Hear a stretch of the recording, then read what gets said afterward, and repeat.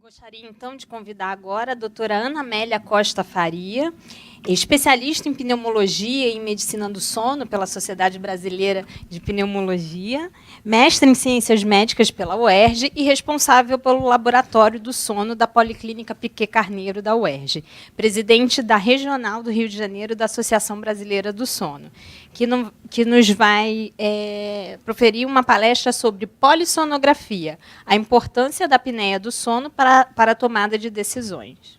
Muito obrigada pelo convite. Ainda bem que minha aula não foi a primeira depois do almoço, né, para todo mundo já ficar mais acordado. É um prazer estar aqui. A minha experiência ainda é um pouco pequena com Prader-Willi, porque lá na UERJ a gente não consegue fazer ainda exames em crianças, somente em adultos, mas já temos 3 pacientes tratando regularmente com CPAP e outras pessoas que fizeram o exame, mas não tinham apneia, felizmente. Com toda a dificuldade, né, da crise, da UERJ, etc. e tal, estamos conseguindo lentamente beneficiar algumas pessoas.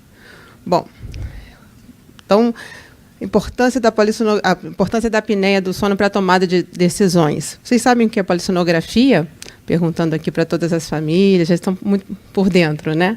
Então, a polissonografia é um exame feito normalmente em laboratório do sono, que é o registro simultâneo de algumas variáveis fisiológicas durante o sono. Então, é feito um eletroencefalograma, eletrooculograma, eletromiograma do mento, isso tudo para estadiar o sono. É feita uma análise do fluxo respiratório pelo nariz e pela boca.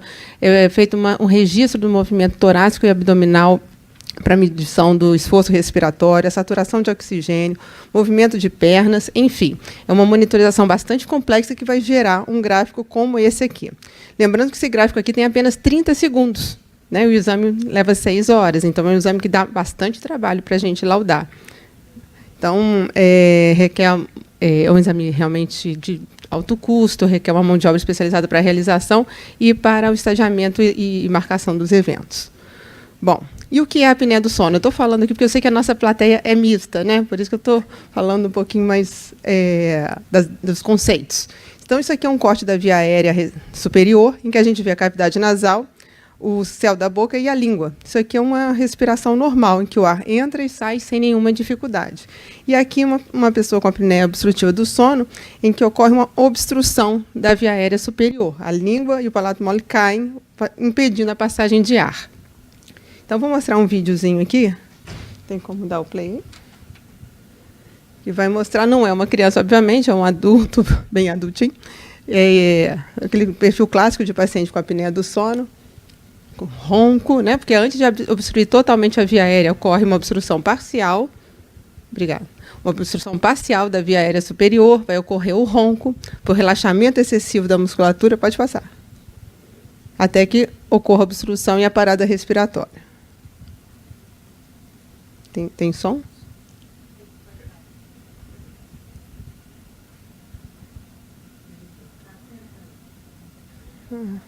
Ah, que pena, não está saindo. Esse tremelique aqui, vamos dizer assim, foi a hora que a gente chama do ronco ressuscitador. É o momento que a pessoa volta a respirar e depois relaxa de novo a musculatura da via respiratória. Ah, agora está indo.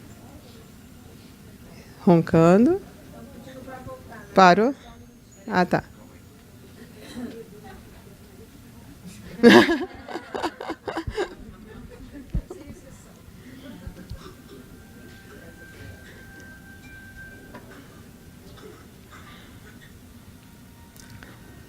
Estima-se que na população adulta, 32,8% da população tem apneia do sono. Eu vou falar daqui a um pouquinho sobre a prevalência em crianças com e sem Prader-Willi.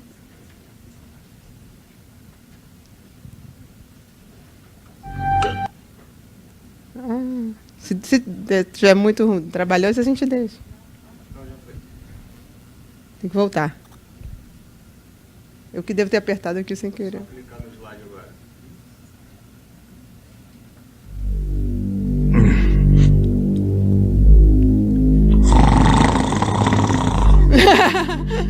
É um pouco dramático, né?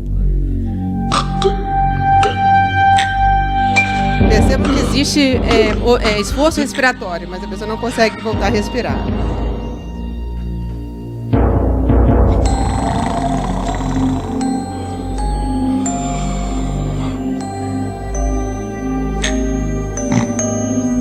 de respirar. Faz o silêncio. Aí tem que aproveitar nesse momento para dormir, né? Senão volta a roncar. Então está mostrando aí, olha, a via respiratória fechada, impedindo a passagem de ar. Caindo a oxigenação, até que ocorre um micro despertar e a pessoa volta a respirar. A pessoa não tem consciência de que acordou. As pessoas que têm apneia do sono não sabem que têm apneia do sono. Tá bom? Vamos passar o próximo aqui. Essa é mais ou menos repetição. Então, como eu disse, em adultos a prevalência de apneia do sono aí fica em torno de 32,8% da população adulta. Crianças com Prader-Willi, 80% têm apneia do sono. Enquanto que na criança sem Prader-Willi, 4% só. Então, é uma diferença bastante significativa. E por que essas crianças têm mais tendência a ter apneia do sono? Os principais fatores são a própria obesidade, porque quando a pessoa é obesa, vai acumular gordura no corpo todo, inclusive ao redor da garganta, da faringe. Vai comprimir mais ainda a faringe. Hipotonia. Lembra que eu falei que o problema era flacidez da faringe? Então, se o paciente já tem aumento uma piora dessa hipotonia pela própria síndrome, vai facilitar a obstrução da via aérea. Em geral, essas crianças também têm hipertrofia adenotonsilar, ou seja, amígdalas e adenoides muito grandes, favorecendo também a obstrução da via aérea superior. E, para piorar ainda mais, tem hipotireoidismo, ou seja, tem aumento de partes moles, inclusive na via aérea superior.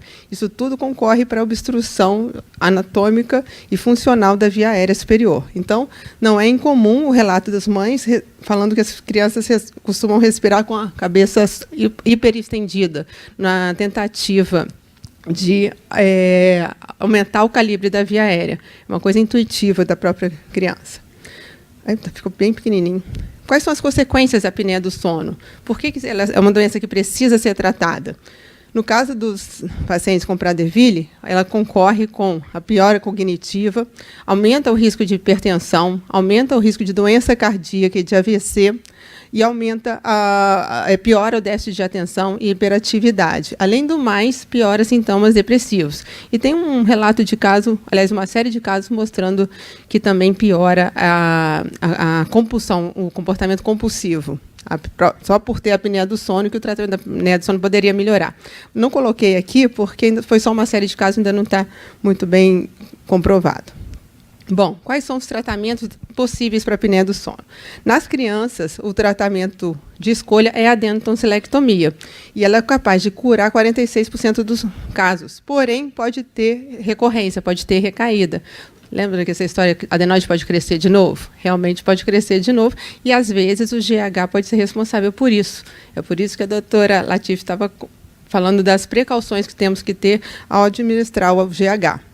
Outro tratamento seria o CPAP, mas ele é considerado mal tolerado. Depois eu vou falar um pouquinho sobre a minha experiência sobre isso. Ou seja, as pessoas têm dificuldade de aceitar o CPAP. E talvez era de se esperar que numa população que tem um déficit cognitivo seja mais difícil convencer o paciente de usar. E perda ponderal, que é óbvio, né? Quando diminui o peso, a tendência é diminuir o índice de apneia. No entanto, é um desafio muito grande, que vocês conhecem melhor do que eu. E o dispositivo intraoral de avanço mandibular é um aparelho, como se fosse um aparelho dentário móvel que a pessoa coloca dentro da boca e joga a mandíbula para frente. Foi muito pouco testado nas pessoas com Prader-Willi, faltam muitos estudos e existe um risco de complicações dentárias e da articulação temporomandibular. Então, ele ainda não é uma forma de tratamento indicada para síndrome de Prader-Willi. Então, a adenotonsilectomia nada mais é do que a retirada cirúrgica das adenoides e da amígdala. Cirurgia que era muito feita no passado, né? Antigamente, quem tem mais de 60, 70 anos, todo mundo tirava a amígdala, né? Hoje em dia tem as indicações precisas. E na síndrome de Prader-Willi, a retirada cirúrgica desses dois tecidos linfóides podem acabar com a apneia do sono em 47% dos casos. E o CPAP, agora mais um videozinho. O que o CPAP faz? Essa sigla CPAP significa pressão positiva contínua na via aérea. Consiste de um aparelho, que é um gerador de fluxo, que, através de uma máscara nasal, fornece uma pressão de ar para dentro da via aérea, que vai impedir que ela se feche. Então, por mais relaxada que esteja essa musculatura, a coluna de ar vai manter a via aérea aberta e, com isso, não tem como roncar e nem como fazer a apneia. Esse vídeo vai exemplificar isso que eu acabei de falar.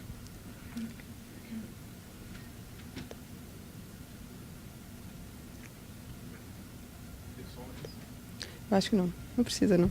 Se tiver, também não é importante. Tá vendo aqui? O ar entra. Ué.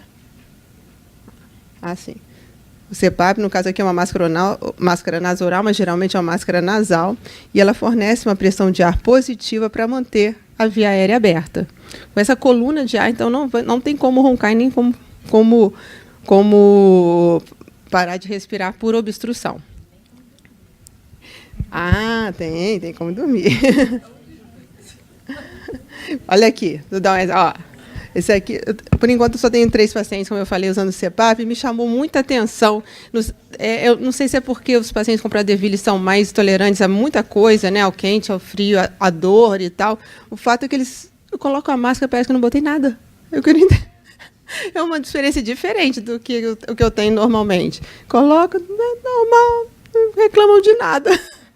Os 3 pacientes, fora uma que eu realmente perdi o segmento, porque não apareceu mais, todos usando 100% das noites. Mas beleza, sem problema. Me surpreendeu, mas o N é muito pequeno, eu posso estar sendo muito otimista, né? Vamos observar daqui para em diante. Mas olha aqui, esse aqui é um paciente que estou avaliando. Ah, sim, eu queria dizer o seguinte, o CPAP não é simplesmente um gerador de fluxo de ar, ele tem um sistemazinho, um chipzinho que vai armazenando todas as informações. Inclusive, hoje em dia, eles jogam os dados para a nuvem, a gente consegue ver à distância o que está acontecendo. Então, a gente consegue ver, sim, se a pessoa está usando ou não o aparelho, que horas usou, se parou no meio da noite, se voltou a usar ou não, se está tendo escape de ar, ou seja, se a máscara está bem adaptada e se teve controle ou não da apneia. Então, no caso desse paciente aqui, nesse período que ele usou, estou avaliando aqui um período de 122 dias, que foi entre uma consulta e outra, ele usou 100% das noites por 8 horas e 21 minutos. O IH dele bem controlado, abaixo de 5, 3. Então, também satisfeita. A mãe relata melhora da sonolência durante o dia. E ele começou a fazer o GH. Ele tem 30 e pouquinhos, lá só temos adulto. Eu queria... Agora, eu estava pensando o seguinte, em crianças sem Prader-Willi, a gente sabe que a adenotonsilectomia tem uma taxa de cura ainda melhor ainda para tratar a apneia. E nessas crianças, depois da tonsilectomia, por causa da melhora da apneia, existe uma liberação, um pico de GH, e a criança faz um estirão. Será que nesses pacientes com Prader-Willi existe uma melhor sensibilidade ao GH? Será que pode, de repente, fazer uma dose menor do GH? Fiquei pensando nisso. Talvez seja um tema aí para pesquisa futura. Mas não que vá prescindir do GH, acho muito difícil, mas que haja uma melhora, né?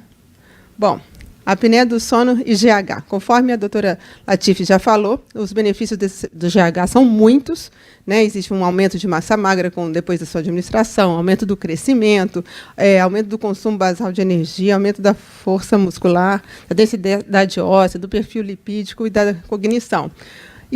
E aqui estão as contraindicações que ela também já comentou. Então, o fato do paciente ter apneia do sono não é uma contraindicação absoluta. Uma vez que ele estiver tratando a apneia do sono, pode fazer o uso do GH sem problema. Então, o GH, isso aqui está um pouco repetitivo, né? Mas foi liberado nos Estados Unidos em 2000. No entanto, foi observado por alguns estudos um aumento do número de morte súbita por apneia do sono nas primeiras 6 semanas de tratamento, sendo que a maioria dos casos ocorreu em crianças com menos de 3 anos. Mas isso ainda não está estabelecido se realmente esses óbitos foram ou não por causa do GH. Não existe ainda bem estabelecido se houve essa correlação. Até porque já é um aumento de risco natural nessa síndrome. De qualquer maneira, recomenda-se repetir a polissonografia ao longo do tratamento. Então, se a pessoa não tinha apneia do sono e estava liberado para iniciar o GH, é prudente repetir a polissonografia algum tempo depois. Então, esse aqui é o consenso da Endocrine Society de 2013, que recomenda excluir a apneia do sono, de preferência por polissonografia, mas também ele recomenda, na impossibilidade de polissonografia, fazer oximetria. Sinceramente, eu acho muito pouco, vai passar um monte de caso que tem apneia do sono e não vai mostrar na oximetria. Pode ser uma polissonografia só respiratória, mas só oximetria pura, quem sou eu para falar da Endocrine Society? Mas eu acho que é um dado muito falho se basear apenas na oximetria. E depois repetir a polissonografia entre 3 e 6 meses de tratamento com GH. Bom, essa é a mensagem que eu queria dar para vocês. Muito obrigada pela oportunidade.